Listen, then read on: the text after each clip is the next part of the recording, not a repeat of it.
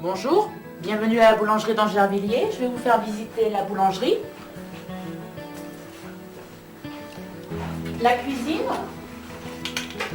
cuisine où j'attends entre deux clients.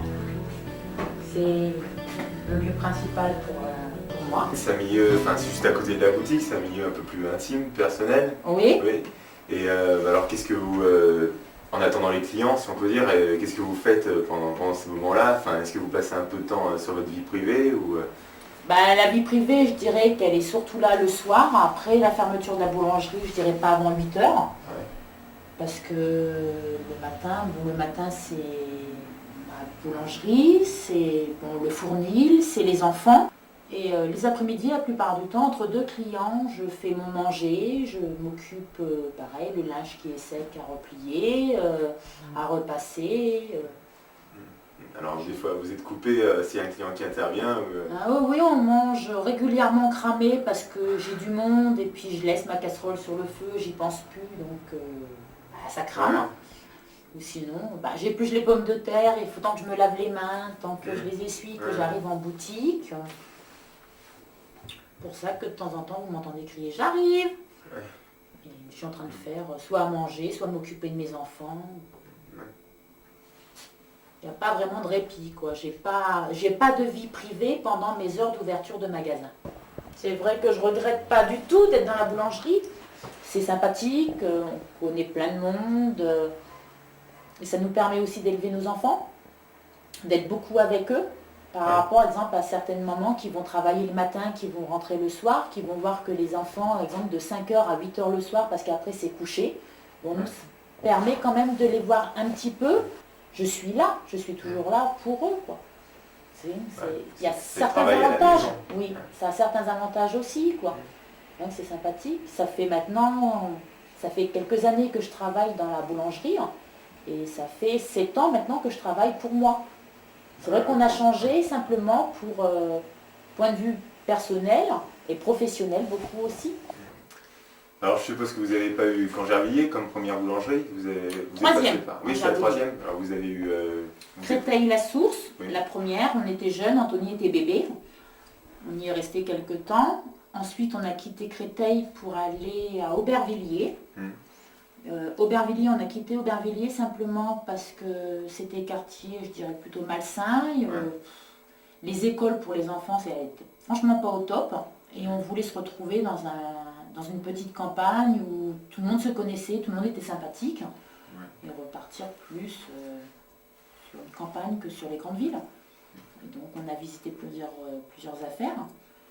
Et on est arrivé au bout de 3 mois de visite, on a choisi Angervilliers.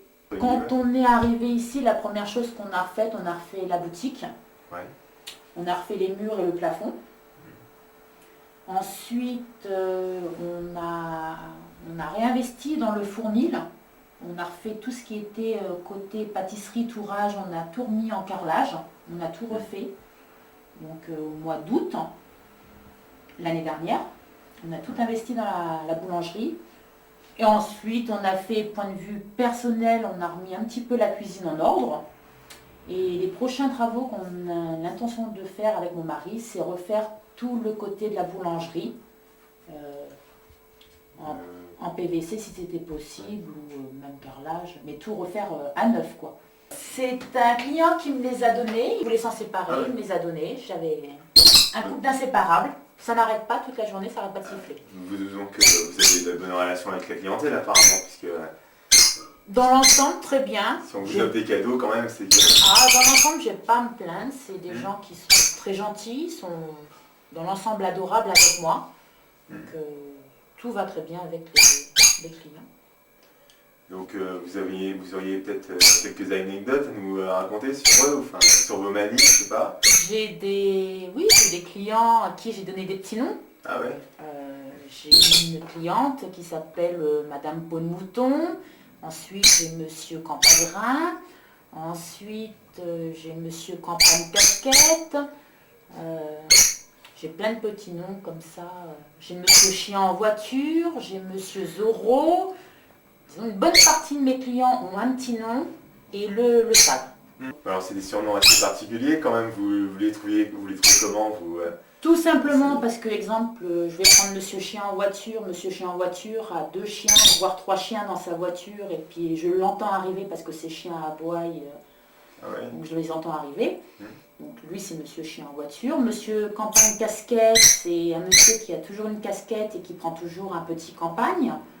Ensuite, je sais pas, Madame Peau de Mouton, c'est une dame qui s'était installée il y a 2 ans sur la brocante d'Angervilliers.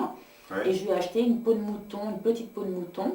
Donc c'est comme ça que Madame Peau de Mouton est arrivée. C'est un mot technique, pour mieux, parce qu'en fait, c'est pas, vous connaissez les noms, mais vous n'arrivez pas spécialement je à les retiens plus retenir. j'ai énormément de monde, donc c'est vrai que si je ne peux pas retenir le nom de tout le monde, c'est pas possible. Ouais, donc vous utilisez ces moyens-là. Voilà, je retiens par mes propres moyens et je suis sûre de ne pas me tromper. Ouais. Je vais vous faire passer dans le fournil. Voilà, je vais vous présenter le coin fournil où l'on fabrique la pâte pour préparer le pain. Donc ça, c'est un pétrin spirale avec de la farine à base de graines. Alors dedans, j'ai mis du sel, j'ai mis de la farine, de la levure, et je vais incorporer de l'eau et mettre en route le pétrin. Pendant 5 minutes, ce qu'on appelle le phrasage. Donc là, le pétrissage étant terminé, nous avons attendu 2 heures de fermentation environ. Et maintenant, nous allons la diviser, la façonner.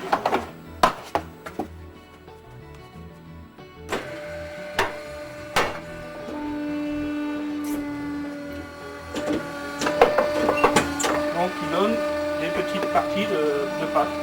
Après la division, nous allons charger la balancelle pour pouvoir terminer, pour pouvoir faire les baguettes.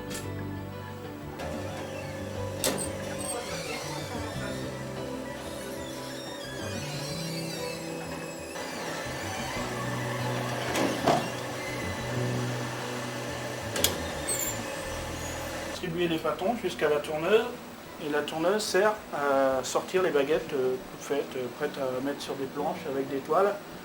On attend 2 heures, 2 heures et demie de pouce et l'on met au four.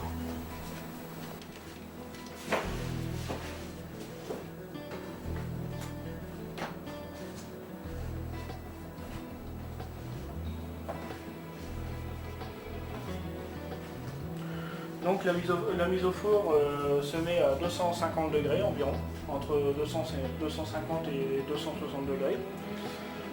Les sols, ces petites pierres qu'on voit, on va poser les baguettes dessus. On en injecte de l'eau, qui se produit une buée, et donc une demi-heure après, on pourra sortir les baguettes du four cuites à point. Donc je lame les baguettes pour donner un meilleur développement à la pâte. Et surtout, c'est la signature du boulanger. Chaque boulanger lame ses baguettes différemment. Donc, on va mettre le four.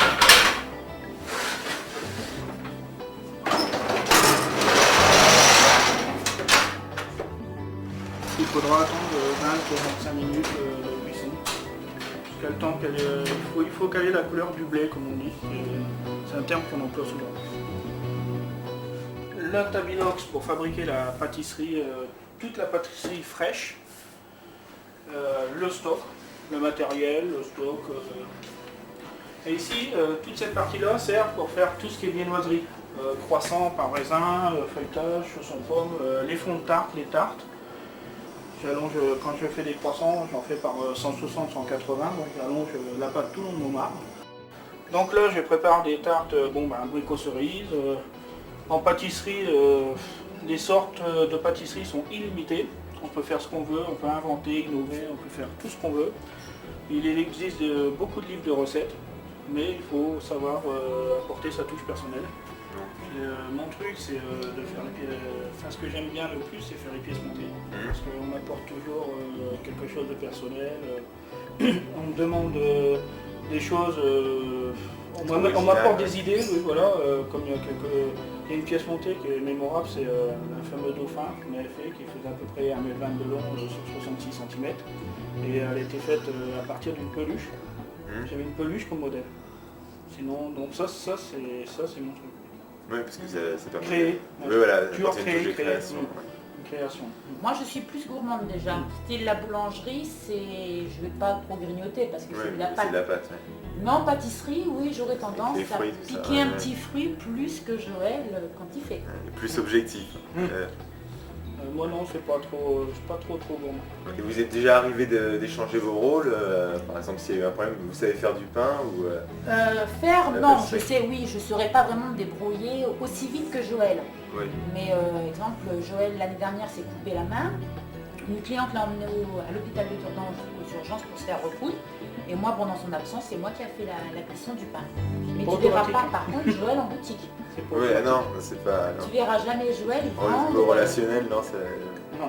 Non. Ah non, moi, Il y a mon plus domaine de- c'est le laboratoire, la boutique. Oui, oui. Donc moi, on me connaît dans le sens aussi bien sérieuse que dans le sens rigoler. Mais lui, non. Lui, on le prend plus dans le sens...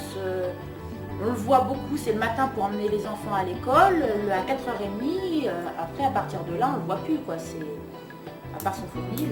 Bah, il faut dire que ça fait des grandes journées quand même. C'est vrai que bon, il y a des moments où on passe des bons moments, mais les gens ne sont pas toujours là aussi pour les voir, quoi. Et puis les histoires, bon, on évite toujours de les raconter quand il y a du monde.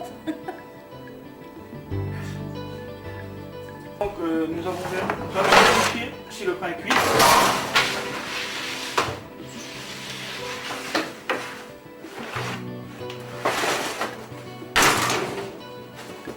C'est parfait.